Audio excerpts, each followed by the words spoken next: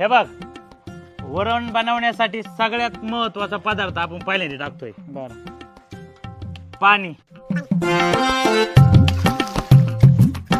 आता आता ज्याच्यामुळं वरणाला चव येते ना ते टाकायचंय पाणी.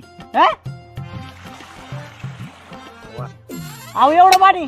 अरे तुला मी चालवायची का नाही? हा हा चालवायची चालवायची.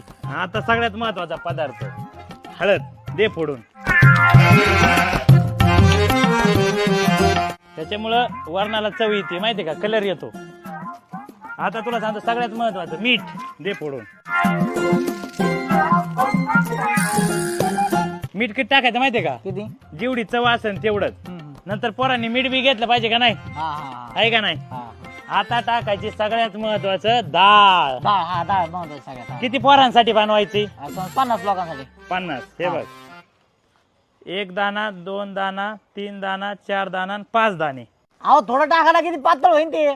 पातळ? अरे रोज आहे ना 50 लोकांसाठी मी 3च दाणे टाकतो. आज उलटतोय म्हणून 2 दाणे टाकलेत. वरण मरणाचं घट होईन. 1 बादली पाणी आण आणि वत वरून येडाय काय. वा, आज वरण एकदम घट होतं. अहो धुवून घ्या ना ते, किती घाण आहे, गंजलंय ते सगळं. अरे चौकशीन वरणाला येडाय काय तू. हे बघ